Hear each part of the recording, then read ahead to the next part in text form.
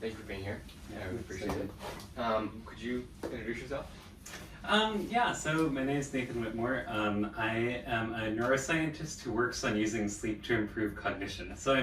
What I work a lot on is studying how the brain processes memories in sleep and kind of how we can use sleep interventions both to like help people feel better and have better cognition and better memory especially. I see. Interesting. Okay. So, what are you working on here at the Media Lab?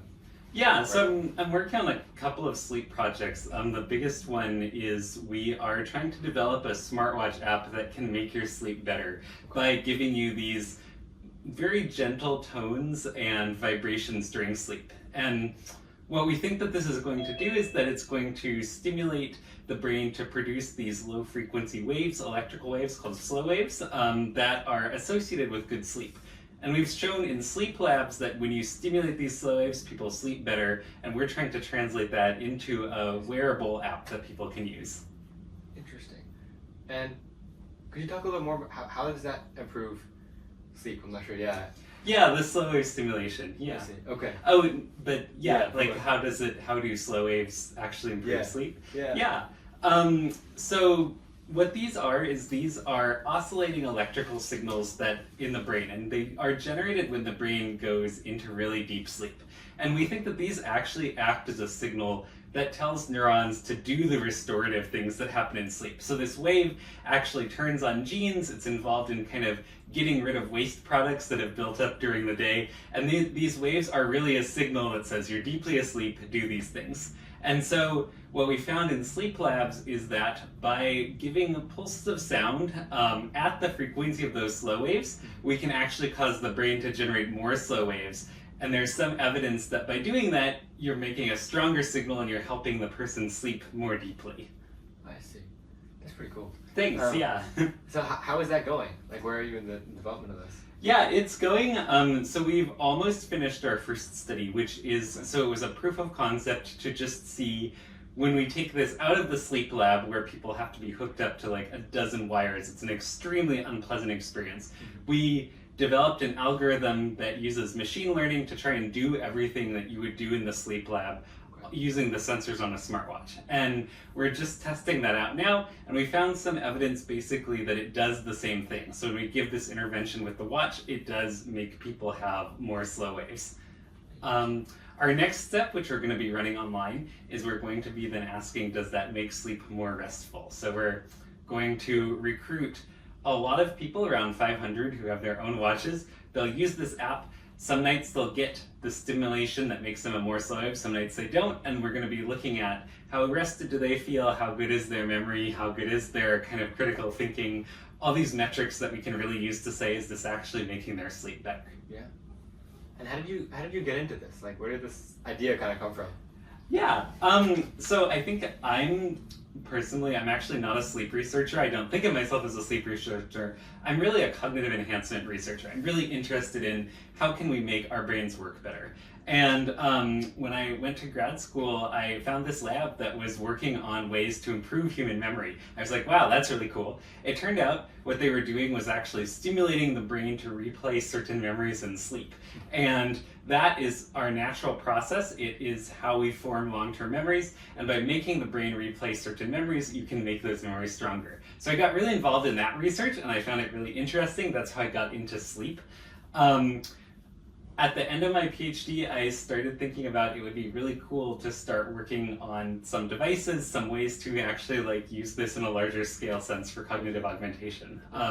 So that's how I came here. We started working with some wearable device companies actually on this idea of can we take these techniques out of the sleep lab and make them work on watches. I see. And so since then, right? So now you're working on an app. So kind of how did that, how did you get to the app kind of building stage? Where did you come up with the idea of these frequencies? Yeah, so it wasn't entirely my idea. So it was actually, I had some collaborators in my grad school lab who were really involved in doing this in the sleep lab. So they'd have people come in, they'd actually take a nap, and they'd do these pulses of sound and try to stimulate them into better sleep. And I think starting then, I think we were really started thinking a lot about like, okay, does this really need to be in a sleep lab, or could we start to make algorithms to do it outside the sleep lab? Actually, towards the end of my PhD, my project was working on a way to implement this memory reactivation technique outside of the sleep lab. And so what we actually did is we had people sleeping in the sleep lab. We then just put a Fitbit on them, and we then trained a machine learning model to predict what is their sleep stage based only on the Fitbit data. So that let us build a model that can tell when people are in the right stage of sleep to play these sounds. And then after that, we were able to start using it to do these experiments. The Fitbit thing, was that like a partner with Fitbit, or just was a nice way to do it? It was, no, we just bought Fitbits. Cool. Yeah. I think that was just we were thinking about just like, okay, how do you move this out of the sleep lab? Yeah. We knew that so it was really, we know that Fitbits can, and any smartwatch actually, it does a decent job at evaluating your sleep. What doesn't exist right now is it can't do it in real time. So it can look back at a night of sleep, but it takes it an hour or two to process all the data. So what we made, but we knew that you could tell what stage of sleep people were in. So we made a new machine learning model where the big difference is it can do it in real time. It can say, are you in the right stage of sleep right now? And that's important because it lets us present these sounds and vibrations without waking the person up. Yeah. So we can kind of start them very low, increase the intensity, and we can actually see like, oh, that one was too loud, turn it down a little bit. And that's how we it's very important to present these at the right volume. And so that's how we do that. Yeah, I was going to ask, like, yeah. Do you not run into an issue of, disrupting people's sleep and kind of like natural, sleeping and all that? That doesn't happen? Yeah. Like luckily not so much anymore. We actually found this out. So one of our very first research projects was we had this intervention that was supposed to strengthen memories by reactivating them. And we found out actually that it was weakening or erasing the memories. And it turns out that if you reactivate a memory and then wake someone up, it's not just that it doesn't work, it actually seems to kind of erase or weaken that memory. Wow. And we think it's kind of like pulling out a hard drive while you're writing a file to it, like because that memory has just been made active, it's being replayed, and then suddenly you interrupt it, you kind of have scrambled that memory a bit. Another project that I'm working on now, which I didn't mention, is we're actually trying to see if this can help people with memories that are very painful or traumatic. Yeah. So when people have PTSD, those memories are often very strong, they get flashbacks at random times. So we're interested in, can we do this sleep disruption technique and make those memories weaker and maybe help people that way? Interesting. And basically, like you said, like kind of erase the painful things. Exactly, yeah. Or at least make them weaker. So it's like, maybe you can still remember the thing, but it's like, you can get in a car without having this vivid memory of like being in a horrible car accident, which is one of the things that people really struggle with. Is there a kind of an idea maybe if this can help with, memory loss or things like that, and amnesia? And so one of my colleagues actually just published a study showing that this technique of reactivating memories in sleep could help especially older adults. She did some preliminary research suggesting that they could help older adults like remember stuff about family members, which I think is something that they really struggle with. I think this is definitely one of the things that kind of happens as we get older is that our sleep gets less good, and there is a lot of and that slow wave mechanism that I was talking about, also they start to kind of break down. So we're very hopeful that if we can kind of increase slow waves in older adults, we might help improve their memory and some of the other aspects of kind of cognitive problems that you start to see with age. So I wonder, as a high schooler, has this kind of the slow wave method or anything, have you guys tested this at all on younger people or even teenagers? Because I know that like even for me and a lot of my peers, we tend to struggle with sleep, with stress and all sorts of things, and I don't know if this is something that could help with that. Has there been testing on that aspect? We actually know very little about how well it works on anyone who's younger than 18, because for legal reasons it's very hard to test an experimental therapy on teenagers. We've run a lot of people who are like 18, 19. Those seem to actually be the people who respond the best to it. And I think it's cool that you bring that up, because I think one of the things that I think about is there's all sorts of advice that we give people on like how to sleep better, and it's often very impractical. I say often sleep researchers, we know all these things about sleep and we still have terrible sleep. It's just, practically speaking, it would be great if you could always have a consistent bedtime. That's not how people's lives work usually. So I think the promising thing about this technology is that it's actually targeting the regulation of sleep in the brain. So even if your lifestyle is not perfect, hopefully this can help you have better sleep and kind of avoid some of these problems that come with not getting enough sleep or not getting good enough quality sleep. Okay. And is there like a fear that this could cause, like this is maybe not a great example, but when people drink like caffeine, for example, right? And it wakes your brain up, and then when you stop drinking caffeine, then you end up with, withdrawals and get tired. Has there been any research done on that sense of it? Like if you stop using it after using it for a while, does your brain not know how to get back to that slow wave state? Yeah, there's been a little bit of research on it, and it seems like luckily that doesn't seem to happen. Okay. It's probably because it's like the thing that we're targeting is this pattern of activity instead of a specific kind of chemical receptor in the brain. Yeah. So when you get that tolerance, what's happening is your brain is making less of that receptor. But for something that's a general pattern of activity, kind of there's no way for the brain to kind of get this tolerance to it, we think. Could you talk a little bit about, how do you see good sleep benefiting kind of brain health and, neurological health in that sense? Yeah, definitely. So I think one of the most interesting things that we've learned about this, and really this has just come to light in the last 10 years, is that when people are asleep, the brain actually sort of washes itself. So the brain cells actually get smaller, and that allows kind of this fluid called cerebrospinal fluid to flow between the cells and carry out a lot of waste products that have accumulated. And because of this, we also know from studying diseases that getting good sleep is linked to a lower incidence of pretty much every disease, especially brain diseases like Alzheimer's disease. And so we think that good sleep is really important for the brain to do this kind of maintenance function. It seems like that, and this is happening in other parts of your body too. It's also a stage where like your heart is doing maintenance, your liver is doing maintenance, everything kind of gets reset to baseline. That happens, is there like certain, does that only happen when you sleep 8 hours? Does that happen no matter what? How does that, I think so because these processes are so important for us to survive, the brain will try to do it no matter what. Okay.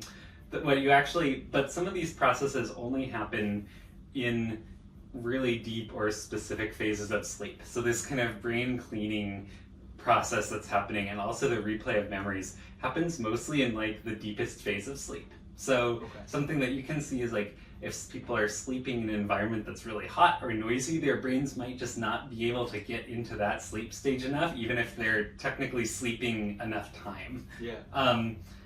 And you will know. I mean, you will feel pretty awful if that is happening. The app work that you're doing for the slow waves, has that worked well and kind of in conjunction with the brain's like natural processes? We think so, yeah. I think that's one of the things that we are looking at in this study is so we have people use this and we record their brain activity, and we're looking at does this make the brain make more slow waves? Also, do we want to make sure it's not disrupting people's sleep in any way? But so far it seems very promising. Great, and that's what you're working on right now? Yeah. Okay, perfect. Can you talk a little bit about bad sleep? What happens when we don't sleep enough or don't sleep properly, from a neurological sense, from a brain sense? What are the consequences of that? So missing out on sleep is bad for pretty much everything that your brain does. I think and you can kind of divide it into short-term effects and long-term effects. Okay. I think in the short-term effects, what you see even kind of when you have one bad night of sleep, what you tend to see is that people get very impaired at decision making and reaction time. That's very important for things like driving. Sleep disruption is a huge risk factor for car accidents. Wow. Also, people tend to get much more impulsive, interestingly, and they also seem to, in terms of how the brain is regulating the rest of the body, they seem to gain weight, they seem to be more likely to develop high blood pressure and diabetes, and they seem to just kind of be at higher risk of heart attack too if you continue having poor sleep for a long time. Wow. In terms of the long-term consequences of not getting enough sleep, what we see is that in people who are getting really bad sleep or insufficient sleep, they have a higher risk of dying from pretty much everything. Okay. We think that a lot of those deaths are probably from things like heart disease and strokes. One of the important things that's happening during deep sleep is that it is taking some pressure off the cardiovascular system. So your heart rate drops, your blood pressure drops, and it seems like that's really important. When people don't get enough sleep, or that sleep is bad, the regulation of that system gets messed up. You see increases in blood pressure, and that then seems to lead to these other diseases. Okay, interesting. And so, kind of to go back to that idea of, like you'd mentioned, when the brain cells shrink during sleep, and that kind of that waste gets cleaned out. What happens if that waste doesn't get cleaned out? What is it like? You know, is it do I just have gunk in my brain? Yeah, yeah. So. And so actually yes, and I think there's a huge caveat here, which is that like no one's actually going to do an experiment to figure out exactly what happens, but there is a specific kind of gunk that builds up called beta amyloid, and it's actually essentially a type of protein that's very sticky. It tends to clump together, and we think that this is one of the biggest causes of Alzheimer's disease. So what you see if the brain cannot get rid of beta amyloid is that it starts to build up outside of cells, and then those cells actually start to die off. When it accumulates to a certain amount, it starts to be really toxic to the brain cells. And that's probably why we have this such a complex mechanism for flushing out these things, is that without it, our brain cells would die off. And so in terms of connecting that maybe to the frequency and the slow wave work that you're doing, trying to stimulate kind of brain, memories, looking at memories, right? And trying to improve sleep, and then we have this, kind of this the kind of cleaning of the brain, right?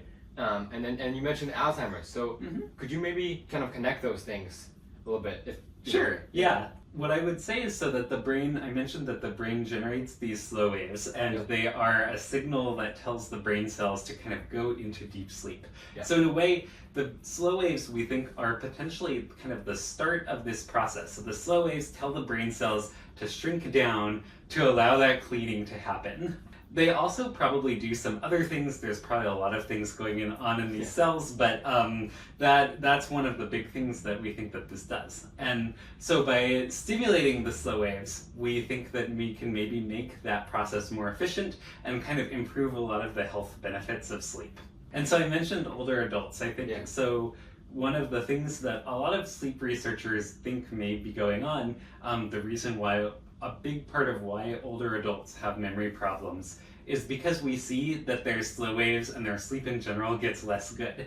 And so if your sleep is kind of going poorly, you're not able to sleep well, we expect that actually you get these buildup of toxic waste products. You also get other things that are supposed to be happening, like replay of memories in the brain that are now not happening. It's kind of, you'd expect to get memory problems. And so I think what a lot of sleep researchers actually think is that if you can restore these slow waves, which means make them bigger so they look like the slow waves in a younger person, you could maybe reverse some of these memory problems that are associated with aging too. It's just a hypothesis, but I think it's very promising. Could you talk a little bit about, you mentioned you haven't done a ton of research on this, but what a connection that you have researched between sleep and breathing? Arguably the biggest cause of sleep problems, or severe sleep problems, I should say, in the US is sleep apnea, where people's airway gets blocked and then you wake up because you can't breathe. I think, and that is really bad for two reasons. The first is that your whole body is being deprived of oxygen, and that does a lot of bad things to you.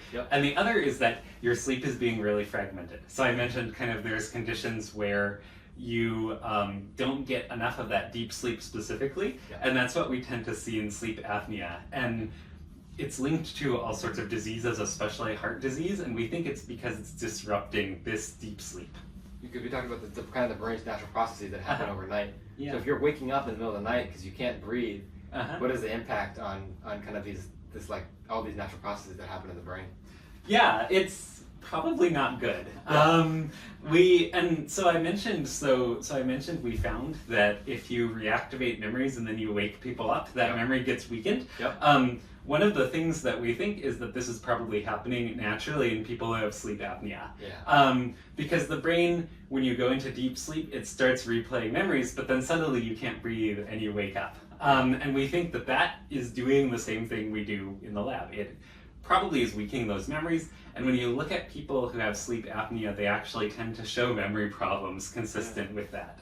This kind of stimulation of these slow waves could maybe even help to restore some of those memories that are being weakened or, like you mentioned, erased by sleep apnea or other, waking up in the middle of the night, that sort of thing? Yeah, I think it's a good question. I think with sleep apnea, it's tricky because you have a really strong environmental cause. Like, you need to wake up, because if you don't wake up, you will die. Yeah, exactly. Now the question, I think the interesting way that this could help is that people who have sleep apnea, they are going into the slow wave state sometimes, and can you kind of compensate for the fact that kind of maybe their sleep is not very efficient by trying to make their periods of undisturbed sleep more efficient? So I'm thinking about this more as like, you're treating the sleep apnea, maybe you have a CPAP, it's working 75% of the time, but your sleep is still a little bit disrupted. Can we compensate for that by making your good sleep more efficient? And I think in general, this is kind of where this is. So it's very similar to what's happening in aging. We're trying to really make the sleep more efficient. We also think that this could help people who just can't sleep the recommended amount because they have to work and they have kids and they have other obligations. If we target these slow waves, maybe you're not getting enough sleep, but we can make your sleep more efficient so we can kind of protect you against those health problems that would otherwise happen. Absolutely. I don't know if you've kind of done some research into the connection between like the parasympathetic nervous system versus sympathetic nervous system in sleep. If not, that's totally fine. A little bit. We'd love to hear about kind of the connections that you've seen. What do those things mean? So the sympathetic nervous system is like usually what we call the fight or flight system. It's involved in kind of essentially has a stimulant effect on the body. The parasympathetic system is called the rest and digest system, and it is involved with kind of promoting all the things that happen when we're relaxing. And so the idea is that the classical idea is that the brain has these kind of two axes, and it kind of turns one on depending on what you're supposed to be doing. Sleep is an interesting state because it is mostly parasympathetic, but you do see some sympathetic activity too. And actually, I think it's in sleep. Actually, I think the traditional definitions of those systems break down a little bit. You see, when people are deeply asleep, sometimes you'll see a bunch of sympathetic activity that is like related to memory processing. We think, or it's very complicated, and we think the sympathetic system gets activated during some kind of active processing. Kind of when the brain is trying to learn stuff, even though you're asleep. Like you said, the sympathetic nervous system is kind of working on the memory processing, right? Mm-hmm. So let's say a person has sleep apnea and they're doing this memory processing. Maybe they're using kind of the research that you guys are working on and trying to play that audio, and then they wake up, right, due to lack of oxygen. Could that or would that put like maybe stress on that sympathetic nervous system, which is active, trying to restore these memories, and suddenly now you're awake and it has to be fully active because you're trying to like not die, that sort of thing. I think what is mostly going to happen if you get woken up suddenly is that you interrupt all these processes that are going on, and that can do things like weakening the memory. It's like I said, it's kind of like unplugging a hard drive while you're writing data to it. What's really going on there is that kind of when the brain goes from this sleep state where memory replay is happening to when they're awake, we think that it's not just sympathetic and parasympathetic, but there's actually all sorts of neurotransmitters are different, and we think that having that sharp transition really disrupts whatever memory that the brain was replaying. It seems like that is also involved, so there's a lot of kind of nightmare disorders, things like sleep paralysis that we think involve an incomplete transition between the sleep and wake states. We've done a little bit of research kind of in our documentary work on open mouth breathing and as opposed to nasal breathing and kind of the effects of that on sleep. I mean, I think the overall consensus is that open mouth breathing is less good for sleep quality. It's associated with a higher risk of sleep disorders. And it does seem like it is potentially associated with things like sleep apnea too. Just something about when you think of it, so it's very important when we're asleep. It's very important for the airway to stay open, and there's a lot of ways to mess that up. We normally don't think about it because when we're awake, we have a lot of muscles holding our airway open, and we're also very conscious of it. But when we're asleep, actually, the position that you're sleeping in, it's possible for a lot of things to happen that actually restrict the flow of air through your airway. And the thought is actually sometimes when people sleep in there with their mouth open, because of the position of the mouth and the tongue, it can be a less efficient way for air to get into their lungs, and they're breathing less efficiently. We generally breathe through our mouths when we're not getting enough oxygen through our nose. So sometimes the problem is not really the mouth breathing, it's probably like that they have nasal congestion or a problem with their septum, or potentially even some other type of apnea, and they're opening the mouth to breathe can be kind of a reflex to not having enough airflow too. You mentioned it's always, as a part of the kind of the deep sleep process. So what if we're not getting to deep sleep? Yeah, absolutely. So we actually see this a lot when people's sleep is disturbed, either because like they're not breathing properly or because there's a lot of environmental noise, and they actually will not go into slow wave sleep. So slow waves happen pretty much. We actually define deep sleep as it's when the slow waves happen. Okay. And what you'll see is that if people's sleep is very interrupted, they will often not go into that state. What you'll see is they'll go into kind of shallow state sleep. You have a very brief awakening, they go back into shallow sleep. And you will actually see after a night or so of doing this, the brain tries very, very hard to go into slow wave sleep. So it will try to go into slow wave sleep very fast. That's a compensation for being deprived of slow waves. Yeah. But if your sleep is very, very interrupted, it will absolutely keep you from having slow waves. Yeah, and so kind of this rushing into the slow wave, does that disrupt the functions? Because obviously that's not what it's supposed to do. It's supposed to be a little bit, more measured. Can you talk a little bit about that and why is that bad, I guess? Yeah, so actually I wouldn't say it's bad. I'd say it's good. We call it sleep pressure, and it's essentially the brain can tell that you really need more slow waves, and it will go into that state almost immediately, as opposed to in a really well-rested person, it takes maybe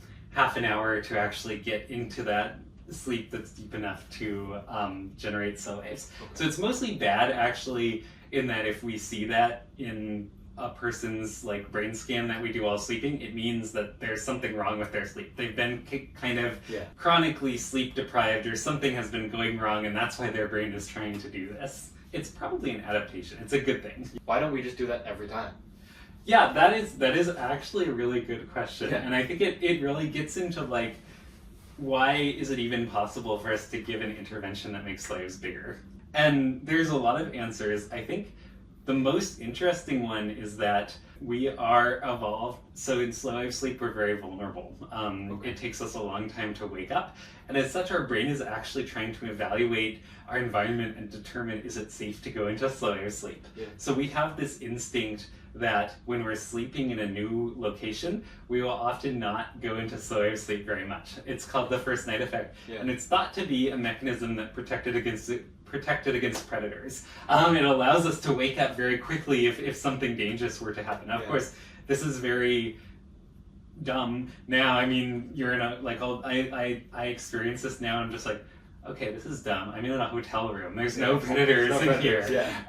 But that's why we don't always go immediately into slow wave sleep. Interestingly, the other case where you see this seems to be in people who are stressed or have anxiety disorders. Anxiety during the day will actually keep the brain from going into slow wave sleep very efficiently. And it's potentially a similar mechanism. There's kind of an instinct that if you've been experienced high stress, maybe this is not a super safe place to be sleeping in. And this is such a deeply ingrained instinct that kind of, even when we're consciously like, no, that's not right, I want to be able to sleep, it still happens. Right, if we're struggling to breathe, we don't have enough oxygen in our airways, constricted, is the brain going to just stay in that quick to wake up kind of fight or flight, like you mentioned, the shallow sleep kind of aspect of this? If you're getting these periods of low oxygen and also high carbon dioxide every couple of minutes, the brain will just not have enough time to go into slow wave sleep, and therefore it'll stay in this shallow sleep. So you'll go wake up, back to shallow sleep, wake up, back to shallow sleep. Physiologically, I think you probably could go into slow wave sleep if you didn't have enough oxygen, but the problem is when you stop breathing, it's this very alerting event. And a big part of it is actually that carbon dioxide starts to build up in your body, and kind of carbon dioxide that acts as an alarm signal to the brain. It wakes you up. It says like, okay, there's something that's not right here. You need to breathe. And that is what's kind of keeping you from ever getting into that really deep sleep state. So has a blue light has that come up into your research as to how does blue light affect sleep now that everyone's on blue light and screens all the time? I mean, even people like me who work 24/7 and we go to bed right after the screen. How does that work?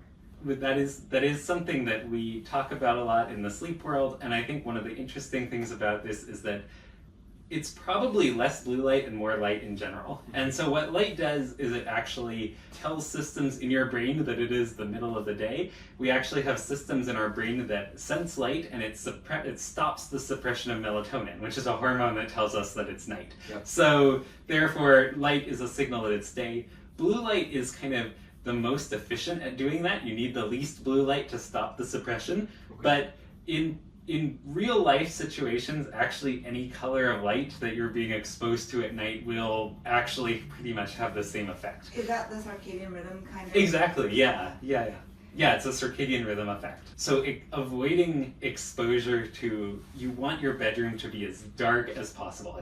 Avoiding exposure to any light is really important for sleep.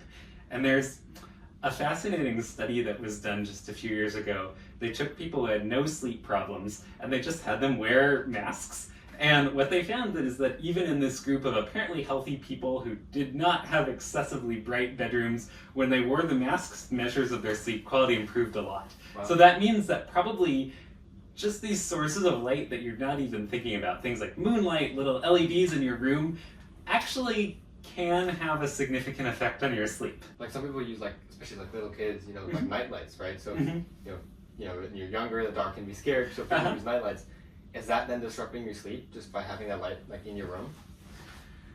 Possibly a little bit. I think. Yeah. I mean, all these things are trade-offs. Anxiety also disrupts your sleep, as we talked about. So I think it's something that you have to think about. If your kid won't go to sleep without their nightlight, that is probably way healthier than making them lie there terrified in the dark.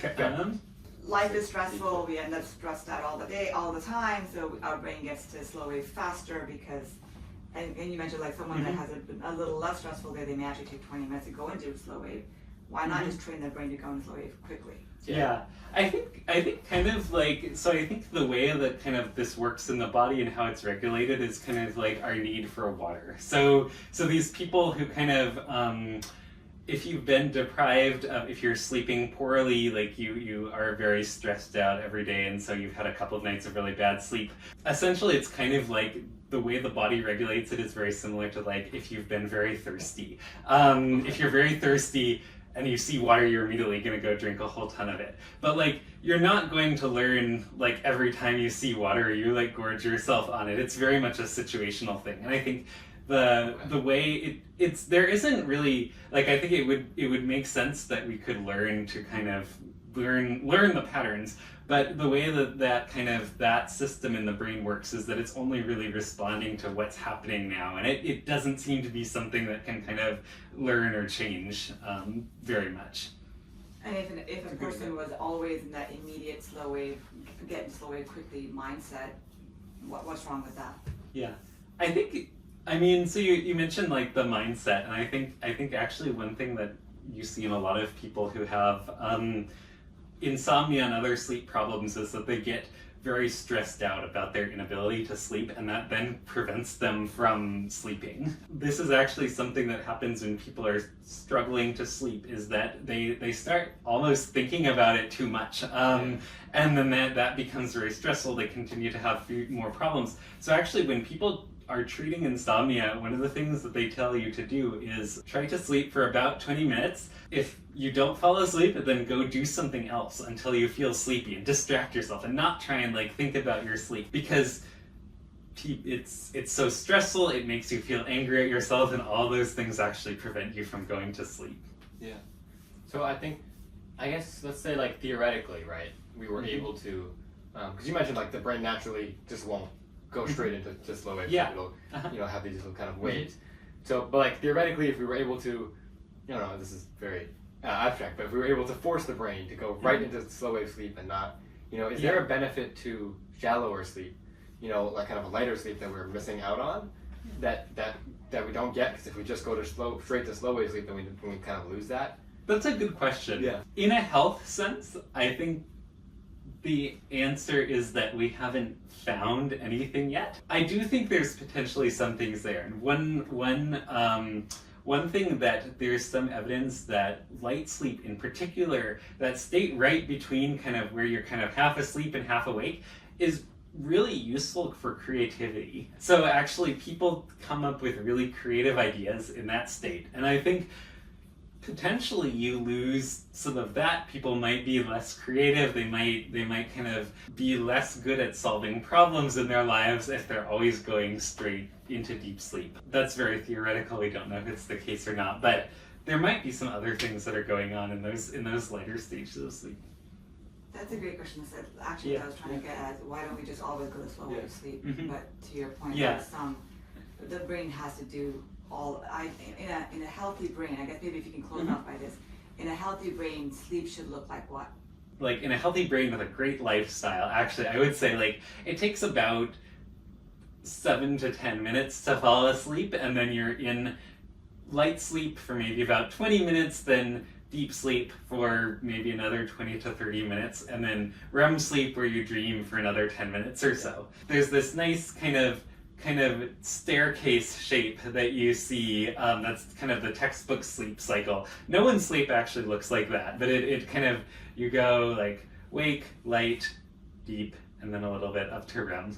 I mean, your other question is about kind of like, so why don't we go straight into this deep sleep? And I think there's a couple of reasons. I think the big one that everyone talks about is like it's a dangerous state to be in. It's very hard to wake up from deep sleep. So if there's anything dangerous in your environment, you don't necessarily want to be in that stage.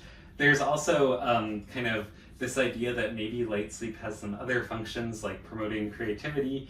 And then the third one, which is also quite speculative, is maybe it's just really disorienting. So people who have narcolepsy go straight from wake to REM dreaming sleep. And one of the things that you see in them is that they will sometimes be kind of confused about whether they're in a dream or not when they go to sleep or when they wake up. And it seems like maybe having this very sharp transition between wake and sleep can cause some issues too. Thank you so much. Cool. Thanks. It's really great to have you.